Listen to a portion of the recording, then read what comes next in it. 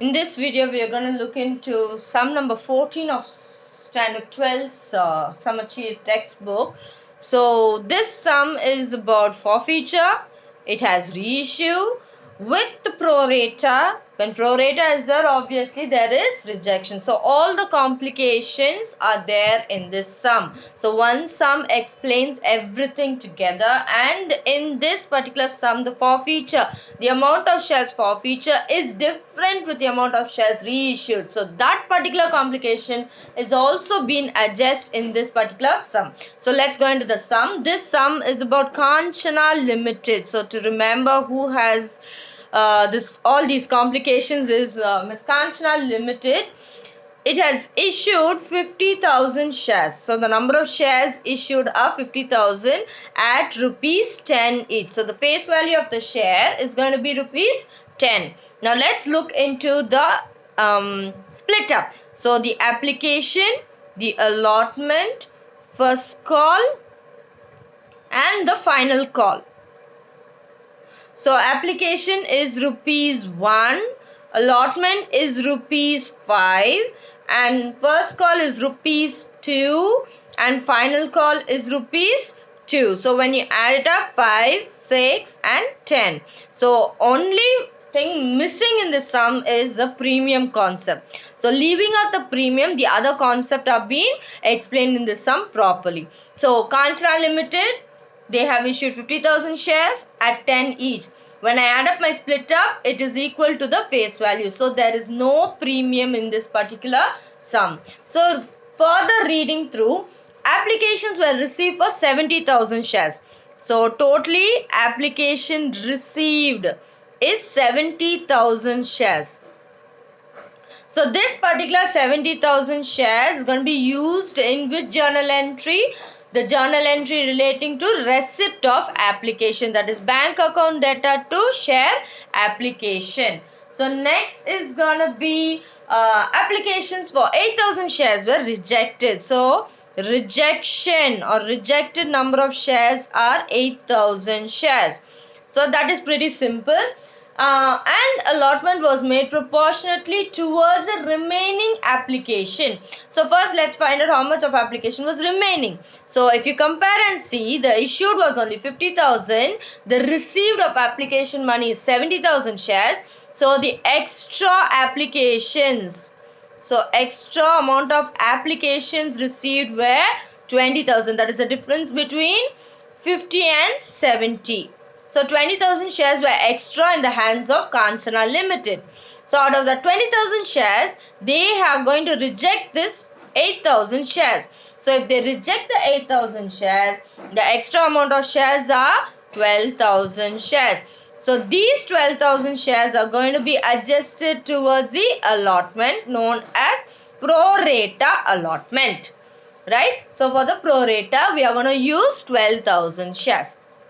So we have covered up the prorata and the rejection process. So next what they've done is the directors made both the calls and all amounts were received except the final call. So our forfeiture is going to remain in the final call here of 1,500 shares. So how much of forfeiture? Forfeited shares were 1,500 shares for the final call money.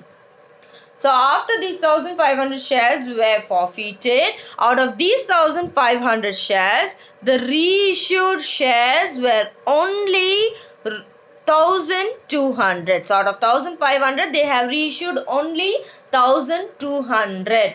So this 1,200 was reissued at rupees 8 per share.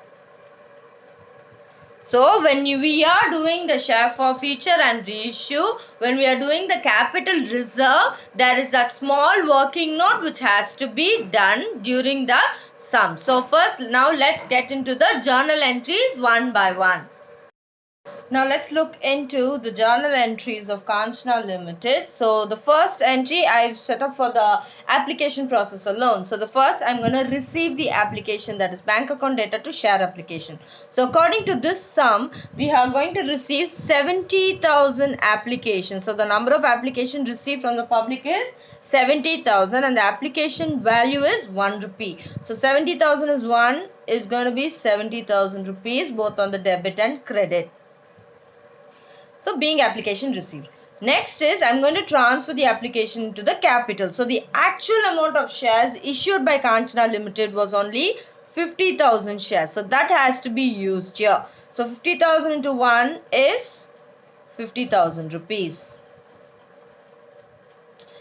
Next, further I've given the rejection entry. So share application to bank. So if you closely look, rejection is the ulta of the first receipt entry. First receipt entry is bank account data to share application. But when you're doing a rejection entry, just put the debit to the credit and credit to the debit. So share application to bank account. So it's gonna be 8,000 shares which are rejected. So 8,000 into 1 is 8,000 rupees.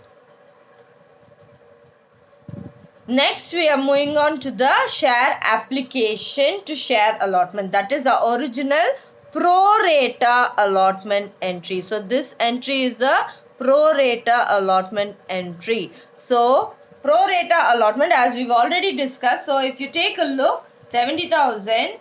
So, 70,000 shares received minus 50,000 shares issued. Remaining will be 20,000 shares in your hand. From the 20,000 shares, you are going to reject 8,000 shares. So, the remaining is going to be pro rata allotment, that is 12,000 shares. So, 12,000 into 1. So, this 12,000 is going to be adjusted towards the allotment money. So, next let's go into the allotment transactions. So allotment due is share allotment account data to share capital. So after this we are going to use the actual amount of shares issued by the company. So 50,000 shares are being actually issued by the company. So allotment money is 5,000. So 50,000 to 5, 2,50,000 is still due for the company for allotment process alone. Next we are going to see about the receipt of allotment. So when we are dealing with the receipt of allotment money, the entry is going to be bank account data to share allotment. So we must be very careful over here. So the actual amount expected by the company from the due of allotment is 2,50,000. That is your previous entry's value. So from this 2,50,000, you must subtract the prorata amount. So the prorata amount which we recorded was 12,000 rupees. So if you subtract that, you'll have 2,38,000. So that 2,38,000 is going to be entered in this entry for receipt of share allotment. So the prorata adjustment is totally done. Next, we are going to do with the original 50,000 shares. We are going to deal with all the other transactions remaining in this particular sum. So, the next one is going to be the first call. So, next the first call value. So, first call due journal entry is going to be share first call account data to share capital. So, we are going to deal with the same 50,000 shares. So, 50,000 into first call value of 2 rupees. So 50,000 into 2 is going to be 1 lakh of amount due from first call. Next, we are going to receive this first call value. There is no changes in the first call. So you can directly take that 1 lakh rupees and put it inside the first call value. So just transfer this value. So your entry bank account data to share first call is going to be also 1 lakh. Next is the share final call. So the first share final call due entry is going to be share final call account data to share capital. We are going to deal with the same 50,000 amount of shares into 2 rupees of share final call value. So the same 1 lakh as of what you got for the first call, also you will get for the final call. But when you are doing the receipt entry, that is being final call received. So this receipt entry you must be careful because we have a forfeiture for this particular final call. So the entire amount of shares are 50,000 shares. Out of this, 1,500 shares are being forfeited for non-payment of the final call. So subtract the 1,500. So if you subtract it, you will get 48,500 remaining.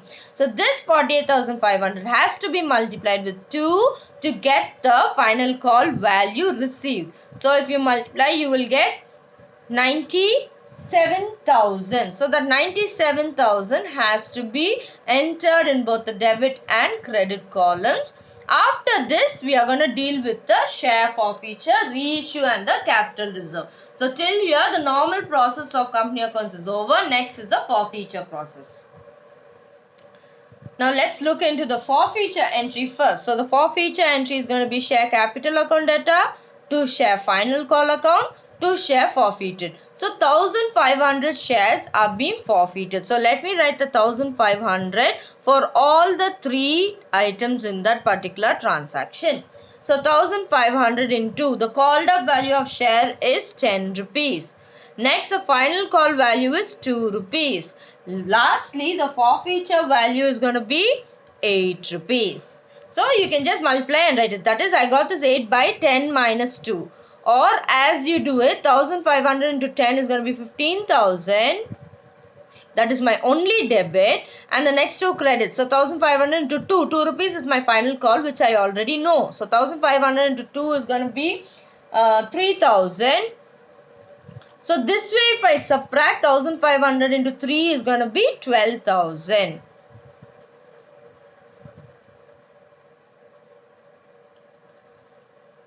That is 15,000 minus 3 is going to be 12,000. So if you multiply 1,500 into 8 also, you will get 12,000. So next is going to be the reissue entry.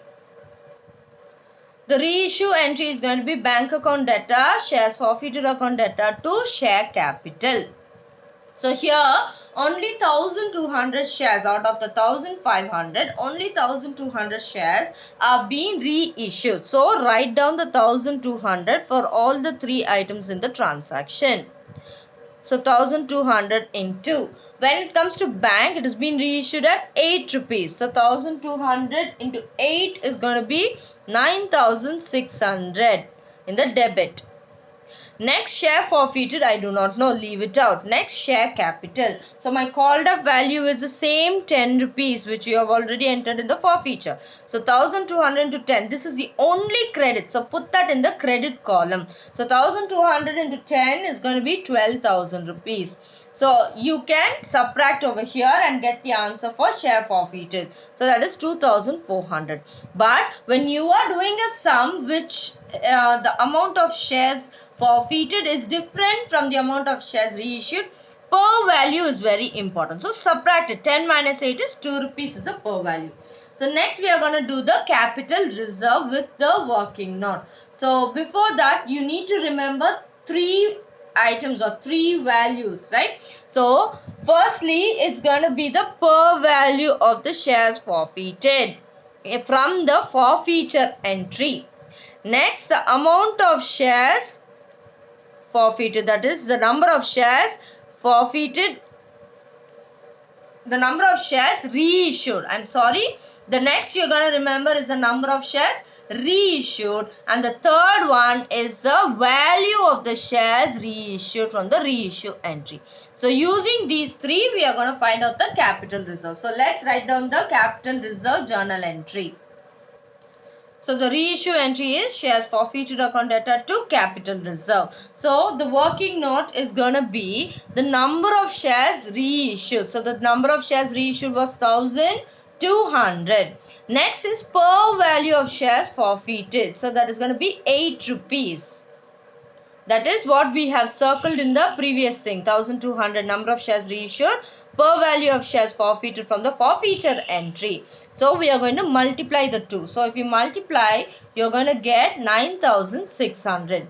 Lastly, it's going to be the amount of reissued. That is the value which we have circled over here. So for shares forfeiture in the reissue entry, how much is shares forfeited? 2,400. So that is going to be the amount of reissue. So 2,400 400. So if you subtract it, you will get 7,200. So we are going to subtract it. So 7,200, which is going to be my profit, which is transferred into the capital reserve. So this 7,200 has to be written here in the journal entry. So 7,200 debit, 7,200 in the credit column. So this is how you will find out the capital reserve when the amount of shares forfeited is different from the amount of shares reissued.